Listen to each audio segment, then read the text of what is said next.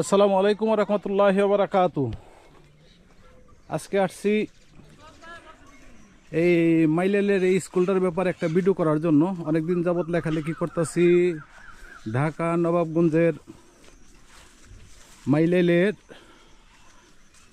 মাইলেল গ্রামে একটা এই প্রাইমারি স্কুল আছে। তো এটা অনেকদিন যাবত বন্ধ, তো এটারই ভিডিও করুম, এটাই আপনাদের দেখামু। আর অনেকের দাবি, স্থানীয় এলাকাবাসীর দাবি যে স্কুলটা অনেক দিন যাবৎ বন্ধ, এটারে পুনরায় চালু করার জন্য। চলেন আমরা দেখি।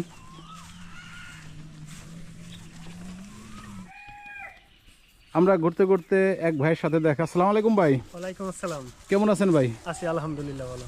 ভাই, আপনাদের এই জায়গায় যে একটা সরকারি বেসরকারি প্রাথমিক বিদ্যালয় আসলো, এটা বন্ধ, তো এটা সম্বন্ধে যদি আমাদের কিছু বলতেন। আর আপনার নামটা কি? আমার নাম হলো মোহাম্মদ জজমে, আমি এলাকারই সন্তান। এই যেটা আমাদের বাসা। আচ্ছা, পাশাপাশি বাসা। এই স্কুলে আমরা লেখাপড়া করছি এক সময়। তো এটা হলো শহীদ জিয়া বেসরকারি প্রাথমিক বিদ্যালয়, এটা দক্ষিণ মাইলেল পড়ছে। এটা স্থাপিত হলো আপনার 1999 সাল। 1999 সালে আপনি স্থাপিত হয়েছে। দেখা যাইতেছে আপনি 2000 সাল থেকে আপনার স্কুল রানিং হওয়ার পরে 2008 থেকে 9 পর্যন্ত হয়তো চলছে। ওই 2008 বা 9 এর পরে থেকে এখন আপাতত আর কি এটা বন্ধ আছে। আচ্ছা, এরপরে আর চালু হয় না। মাঝখানে একটা মাদ্রাসা হয়েছিল, এখন মাদ্রাসাটাও নাই। এইভাবে আর কি স্কুলটা পড়ে আছে। আচ্ছা ভাই, এই স্কুলটার এই সাইনবোর্ড এটাই? হ্যাঁ, স্কুলের সাইনবোর্ড এটাই। এটা হচ্ছে শহীদ জিয়া বেসরকারি প্রাথমিক বিদ্যালয়, দক্ষিণ মাইলাল পলাশডাঙ্গা, স্থাপিত 1999, ইংরাজি আগলা নবগঞ্জ, ঢাকা। তো এই স্কুলটার কথাই আমি বললাম। তো ভাই, স্কুলটার সম্বন্ধে বন্ধ কেন হইলো, কি আসে, এই বিষয়ে যদি একটু বলতেন। স্কুলটা বন্ধ হয়েছে আপনার দেখা যাচ্ছে বেসরকারি, ওইভাবে সরকারি হয় নাই। তাছাড়া আপনার যারা টিচার আছে দেখা যাচ্ছে পর্যাপ্ত পরিমাণ বেতন নাই। বেতন না থাকার কারণে আপনি ফাও তার কেউ খাটবে না। ফাও না খাটার কারণে দেখা যাচ্ছে আপনি স্কুলটা অটোমেটিকলি অবহেলার কারণে বন্ধ হয়ে গেছে। তারপরও সরকারি করার অনেক চেষ্টা চলছিল, মানে অনেক চেষ্টা করছে অনেকেই, কিন্তু কখনই এটা হয়ে ওঠে নাই। আমরা আজকে স্কুলটার সম্বন্ধে কথা বলুম। আমাদের স্কুলের পাশের বাড়ি জজমিয়া ভাই, তিনি পেশায় একজন ফার্মাসিস্ট ডাক্তার।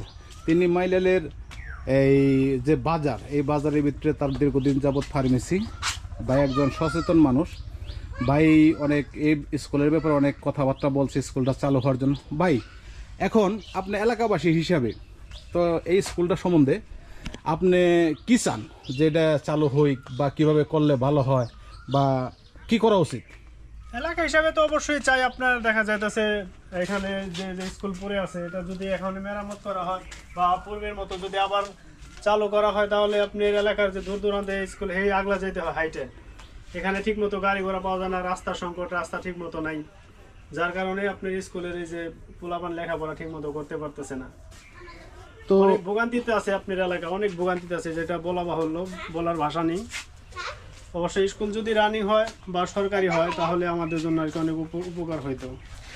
আমরা আজকে কথাবার্তা বলতেছি জজমিয়া ভাইয়ের সাথে, যিনি এই এলাকারই বাসিন্দার। আমরা অনেকদিন যাবৎ লেখালেখি করতেছি স্কুলটা পুনরায় চালু করার জন্য।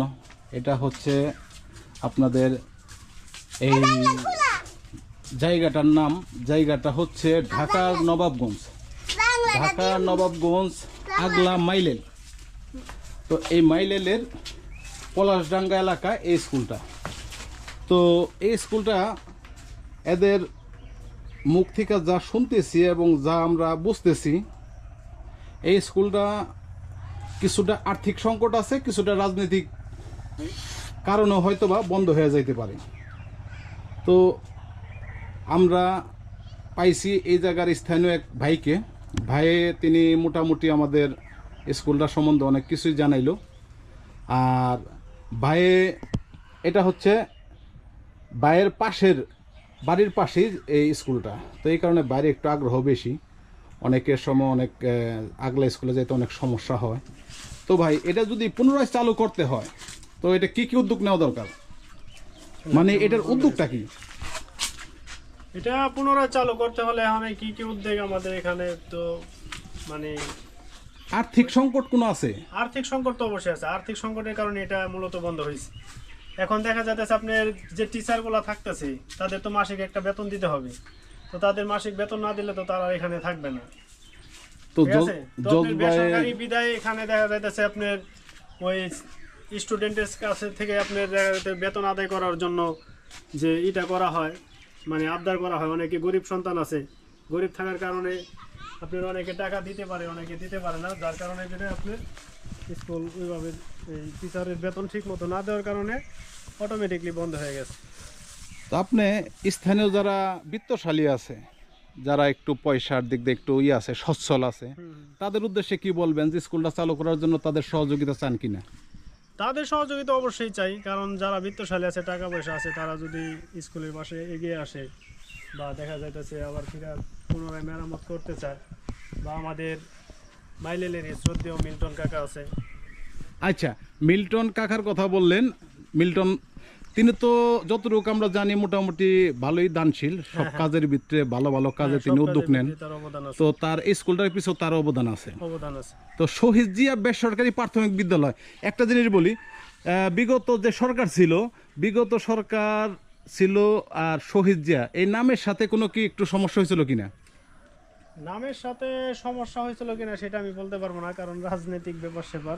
আচ্ছা, রাজনৈতিক ব্যাপার আমরা নাই গেলাম, তবে এটুকু আমরা বুঝতেছি যে আমাদের শহীদ জিয়া বেসরকারি প্রাথমিক বিদ্যালয়, এই যে স্কুলটা আপনারা অনেক দিন ধরে অনেকেই জানেন, অনেকেই এটার কথা শুনছেন।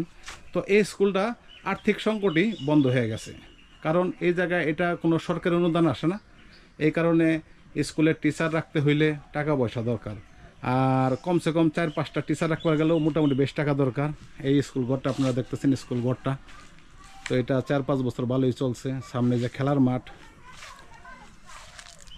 তো ভাইয়ের সাথে অনেক কথাবার্তা বললাম, আর একটু ভিডিও করব আপনাদের। সম্পূর্ণ ভিডিওটা আপনাদেরকে আমি এই সম্পূর্ণ ভিডিওটা কমপ্লিট করে আমি চ্যানেলে ছাড়বো, আর এটা তো লাইভ আপনারা দেখতেছেন। তো ধন্যবাদ জজমিয়া ভাই, ধন্যবাদ, থ্যাংকস। আমি আরেকটু দেখি আরও আশপাশে একটু ভিডিও লই, আরও কেউ আছে কিনা, এদের একটু কথাবার্তা লমু। তো ধন্যবাদ জজমিয়া ভাই, ওকে, আসসালামু আলাইকুম। ওয়ালাইকুম আসসালাম।